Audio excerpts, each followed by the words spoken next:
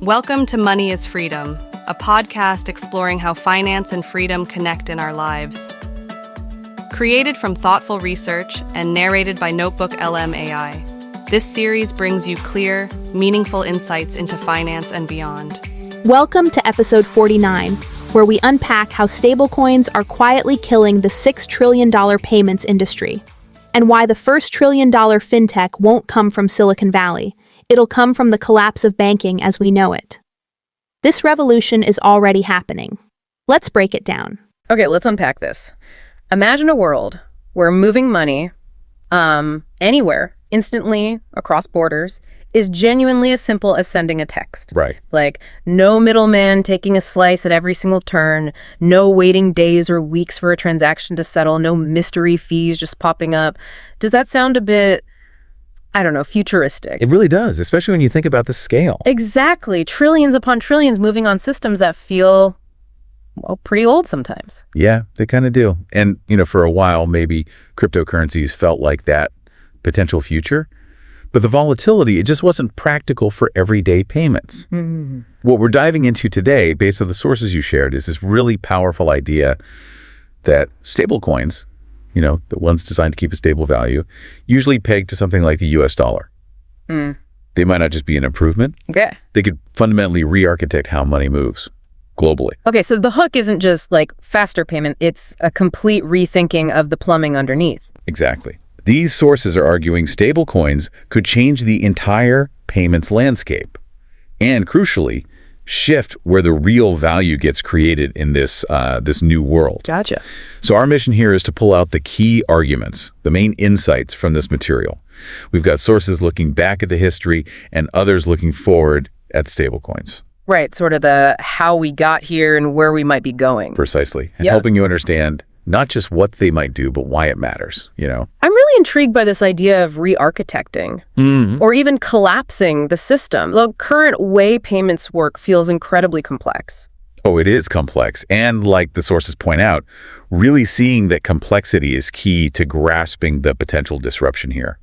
One central idea that comes through really strong is this thesis. Stablecoins aren't just a slightly better way to connect to the old payment rails. Okay. The argument is they give companies the ability to bypass those legacy rails completely. Bypass them. How does that work? Well, this is where that concept comes in. Everything is just a book transfer if you're stablecoin native. It's powerful. Explain that a bit more. A book transfer. Yeah, so instead of navigating this maze of banks, networks, processors, if you're operating directly with stablecoins, maybe on a shared digital ledger. Like a blockchain. Could be, or something similar. Moving value between two parties can become just a simple direct update. Two balances on that shared ledger. Ah, okay, so it's like moving money inside one big bank, but potentially between anyone, anywhere. That's the idea, without needing, 5 different intermediaries to all update their own separate books and reconcile later. Okay, so collapsing multiple ledgers into a one shared, transparent view, essentially. Precisely. Now, the sources do acknowledge, the other view, that stablecoins might just end up being another platform connecting the current system, like a new kind of banking as a service. Right, just plugging into the old pipes. Yeah, but they really emphasize that the deeper potential here lies in reimagining the payment rails from the ground up, building on this idea of internet-native, stable digital money. And to really appreciate that kind of reimagining, it probably helps to see how we ended up with the system we have now. Absolutely. Yeah, the sources give us a quick but pretty fascinating look back. So walk us through that history briefly. Where did all this modern payment stuff start? According to the sources, you can trace it back to the 1950s, Diners Club. Ah, the first credit card, basically. Sort of. Before that, it was mostly cash, or maybe companies extending direct credit. Diners Club created that first closed-loop system. They were the central intermediary, cardholder, merchant, Diners Club in the middle. Okay, one company managing it all. Then what happened? Then came Bank of America. Yeah. Late 50s. They tried this massive push for mass market credit cards, famously mailed out like millions of unsolicited cards across California. Oh, just sent them out. Yep. And apparently it was an operational nightmare. Huge challenges managing it. Delinquency rates were apparently over 20%. Tons of fraud. Just messy. Yikes. And that chaos led to something else. Exactly. The realization was, look, managing this kind of thing needs cooperation between banks. That spurred the creation of these cooperative structures, which eventually became Visa and MasterCard. Ah, okay. So that created the open loop system. That's it, the four-party model. You've got the cardholder, the merchant, the acquiring bank, that's the merchant's bank, and the issuing bank, your bank. And Visa or MasterCard sits in the middle, connecting them all. Right, spreading the risk and the workload. And for decades, really, innovation was mostly about tweaking and optimizing that model. Making it faster, more secure, but still the same basic structure. Pretty much. Then the internet hits in the 90s and payments start moving more to software. E-commerce takes off. The sources mentioned early things like, apparently the first web purchase was a Sting CD. Huh, really? Okay. Yeah, and Pizza Hut's PizzaNet, Amazon, eBay, all that starting up.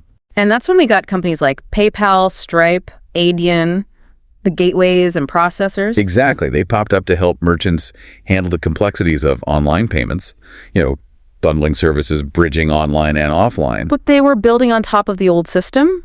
Largely, yes. That's what the sources emphasize. Great software layers, but still fundamentally relying on that underlying bank and card network plumbing. They didn't rip it out and replace it. Right. So adding features, but not changing the core infrastructure. Yeah. And even newer companies, the ones focused on enabling other businesses to issue cards or offer banking services like Marqeta or Galileo. The base providers? Right. They often found that just putting slick software on top of quite outdated core banking systems, while it only gets you so far, it doesn't give you that fundamental leap in speed or cost or transparency. So that leads to the point where people start thinking, okay, what if we built this with internet native money right from the beginning? Precisely. You started seeing companies like, early PayPal with P2P, Alipay, M-Pesa in Africa, Venmo, Wise, Airwallex. They explored digital wallets, direct P2P, alternative networks. And they often started with customers the old system didn't serve well? Often, yeah. Yeah. Because the traditional system was maybe too expensive or too slow or just inaccessible. They were looking for more monetary sovereignty outside the old rails. The big banks and networks must have noticed this shift. Oh, definitely. And you saw responses, things like Visa Direct, MasterCard Send, banks and governments pushing for faster account-to-account payments with real-time networks. But those still have limitations. That's what the sources argue. Even these faster systems often bump up against technical constraints from the old infrastructure. Things like needing to pre-fund accounts before sending money internationally. Right, you need the money sitting there first. Yeah, or taking on foreign exchange risk or credit risk because the settlement isn't truly instant. Using netting capital batching payments and settling the net difference later instead of true immediate gross settlement for every single transaction. And still not very transparent, I guess. Still often suffering from opacity, yeah. Yeah. It's better, but not fundamentally different plumbing in many cases. Okay, so the evolution path described is closed loop trusted intermediary, then open loop trusted intermediaries, maybe a step towards open loop with partial individual sovereignty via wallets. But the sources argue that complexity, opacity, and rent extraction, fees taken at each step, those problems persist. Right. And that brings us back to today and stablecoins as the tech that could finally let us bypass a lot of that legacy stuff. Exactly. This is where it gets really interesting, talking about collapsing the merchant payment stack. Yeah, because when you look at that traditional card payment flow, wow, the sources list so many players. Cardholder, merchant, gateway, PSP. Payment service provider, yeah. Then the acquiring bank, the card network like VizMC routing it, the issuing bank, it's a crowd. It really is. And one source uses Stripe's recent work with stablecoins as an example of how this could all be, collapsed. And the vision isn't just Stripe using Visa more efficiently. It's about a player like Stripe potentially acting like a unified entity, almost like a private central bank for its users. Yeah, so. By potentially issuing their own stablecoin, fully backed by collateral held safely somewhere, like in regulated banks. Okay, and if they issue the stablecoin, how does that change the payment flow itself? Well, instead of the transaction data bouncing between all those banks and networks over days, you could have atomic settlement. Atomic, meaning? Meaning the transfer of value happens instantly and completely between the consumers and merchants' accounts or wallets. Or it doesn't happen at all. No waiting period, no risk of it failing halfway through. And this happens where? On that shared ledger again. Likely, yeah. On a transparent, open ledger, maybe a blockchain, maybe something else, where the transaction is recorded verifiably and the value transfer is near instantaneous. So you're cutting out quite a few intermediaries there. Exactly. You might not need separate issuing and acquiring banks doing all that complex reconciliation. The stablecoin issuer just needs banks to hold the collateral safely. And the card network, Visa or MasterCard. Their role in routing that specific transaction could disappear because the value moves directly on the ledger or via instant instructions to the issuer, clearing and settlement. It's either atomic right there on the ledger or maybe handled programmatically by smart contracts for things like disputes or refunds. Wow. And what about routing payouts or swapping between currencies? That could become programmable too, built into this new integrated system. And because you're building on a consistent digital foundation, data standardization gets much easier. No more stitching together that Frankenstein tech stack one source mentioned. Right. Everyone's speaking the same language digitally. Exactly. Fees and reconciliation should, in theory, become way simpler because it's more transparent and there are fewer parties dipping in along the way. So the outcome sounds like one entity potentially wearing many hats. Yeah, a player like, say, Stripe could potentially collapse the stack. They could own the accounts, the issuing function, maybe even credit decisions based on the data, the payment services, and act as the network.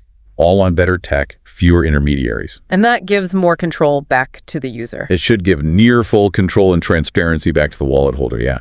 Whether that's you as a consumer or a business managing its funds. That quote from Simon Taylor you mentioned earlier really nails it. Everything is a book transfer if you're stablecoin native. Anyone operating with stables is the gateway, PSP, and acquiring bank in one. And everything's a book transfer. Yeah. Yeah, it perfectly captures that potential shift. Now, the sources don't gloss over the challenges, right? Fraud, compliance. Absolutely not. They're very clear. Fraud, compliance, usability, ensuring there's enough liquidity. These are all really hard problems. But the perspective seems to be they're solvable problems. Things that entrepreneurs are actively working on. Exactly. They point to companies like Circle, Paxos, Agora, various payments-focused blockchains. They're all positioning for this future, trying to move up the stack to offer more of these integrated services. Okay, so collapsing the domestic stack is huge, but cross-border payments, that feels like where the current pain is maybe even worse. Absolutely. The sources definitely highlight cross-border B2B payments as a prime area for stablecoins. And they cite data suggesting it's already happening. There's real uptake there. Why is cross-border B2B such a good fit? What's so bad now? Well, think about the current process. One source references Matt Brown's explainer. A typical international B2B payment involves multiple bank senders, maybe one or two intermediaries, recipients. Yeah. They rely on networks like SWIFT just for messaging back and forth. Yeah. Then you have other clearing counterparties involved. Slow, very slow. Painfully slow. Settlement times, often 7 to 14 days. Think about that. 2 weeks for money to be in transit, tied up. That creates massive risk, counterparty risk, and significant costs. And the visibility is terrible, right? You just send it and hope. The opacity is extreme. Yeah. The customer often has no idea where the money is. They have to call their bank, who calls the next bank. The source mentions that infamous example of JP Morgan apparently losing millions for weeks, just gone into the ether temporarily. Wow. Add in foreign exchange risk at multiple points, high average transaction costs. One source cited 6.6% average. Plus, for most businesses globally, just getting access to US dollar accounts or yield-bearing accounts is incredibly difficult. Okay, so how do stablecoins attack those problems? They can address them quite directly. Again, using Stripe's work as an example from the source, they're enabling businesses to get USD financial accounts that are backed by stablecoins. So you can hold a USD balance, essentially, but it's represented by stablecoins. Exactly. Companies can mint stablecoins, create them by depositing regular currency, maybe via services like Bridge. They can redeem them back to fiat. They can move money globally using a dashboard or APIs, and potentially issue cards linked to that balance or swap into other assets. And the key is trying to stay within that stablecoin ecosystem as much as possible. That seems to be the crucial part. While you might still need the traditional system for the final on-ramp or off-ramp to local currency today, the core actions, the sending, receiving, issuing, swapping of stablecoins and other tokenized assets, that happens on a different set of rails, potentially much faster, much more transparent. So the more you can stay tokenized, maybe using local stablecoins if they exist. The more you essentially bypass that slow, expensive correspondent banking system. Which means the business using it has more control and keeps more of the value. That's the promise. Less reliance on all those third parties, potentially capturing more value, lower costs overall.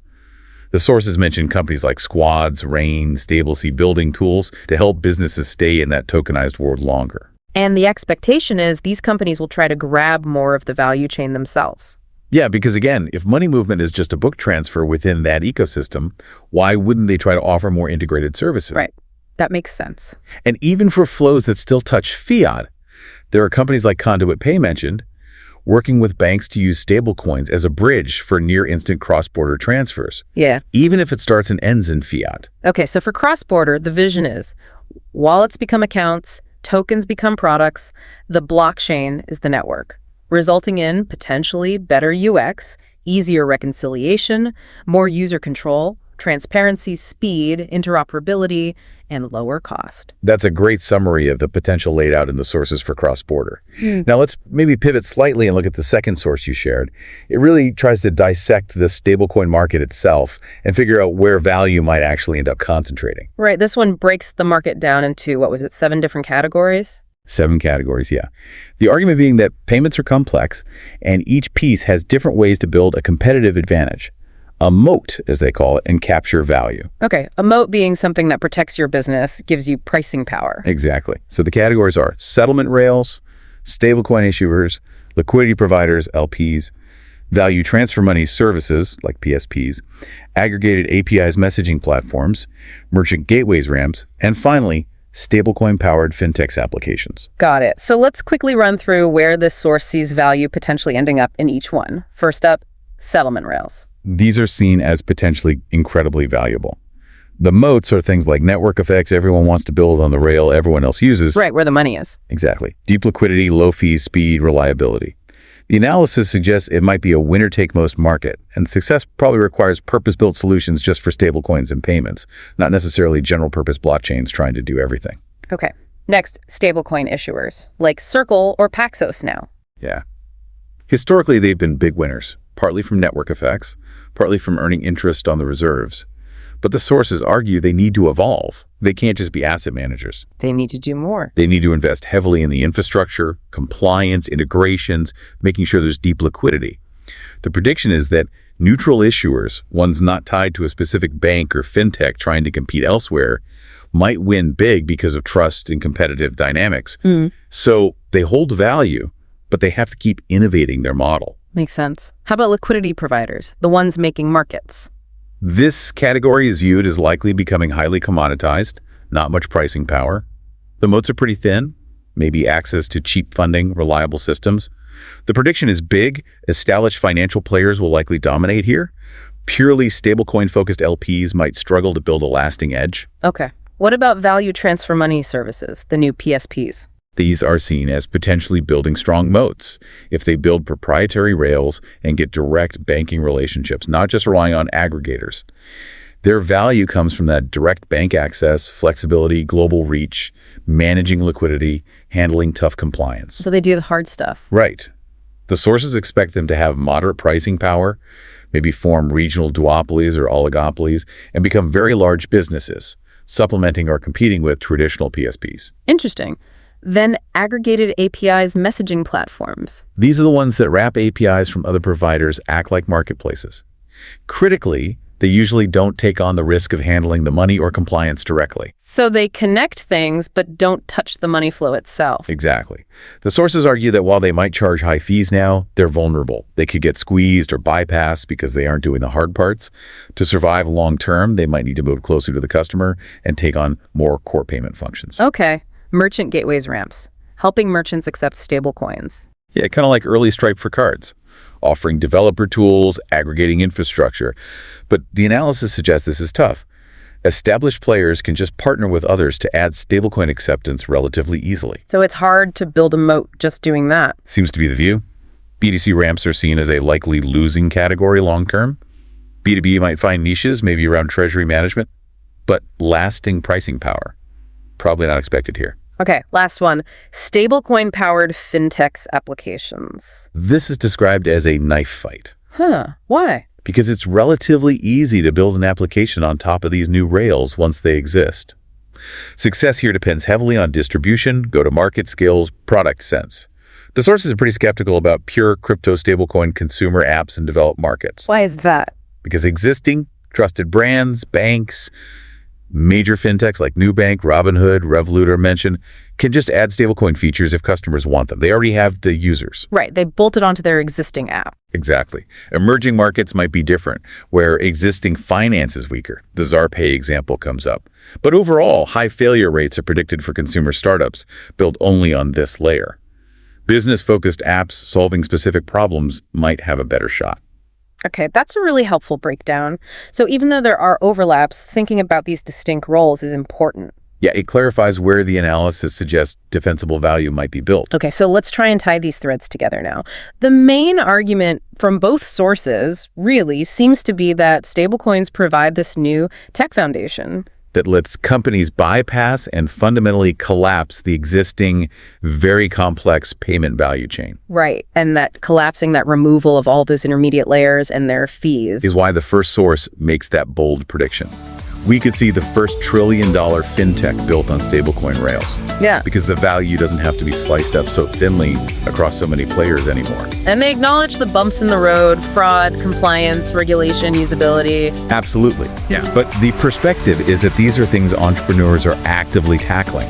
It's framed as building real net new systems, not just fiddling around the edges. There'll be resistance from the old guard, presumably. Oh, inevitably. Incumbents benefit from the current system, but the prediction is they'll eventually have to join in, launch their own versions, or partner up. Which brings us back to that final step in the evolution you described earlier. From closed loop to open loop trusted to open loop with some user sovereignty. And now, potentially, towards truly open, digitally native systems, where the tech allows potentially anyone to compete across more of the stack, and users, customers, gain more direct control, self-sovereignty using these open networks. That's the potential path laid out. It is. So the big takeaway here feels like stablecoins might be much more than just another crypto asset. They could represent a fundamental reshaping of global payments, and not just improving the old system, but potentially collapsing it into something far more efficient, transparent, and user-controlled, and the economic opportunity tied to that shift. The sources suggest it's potentially enormous. Trillion-dollar company, enormous. Yeah. It definitely leaves you with something pretty significant to think about. What does it really mean if moving money anywhere becomes essentially just a book transfer on an open digital network? And maybe more personally, what does it mean for you as an individual or a business to potentially have that much more direct control, that much more transparency over your own funds in that kind of system? What doors does that open? What new challenges might it create?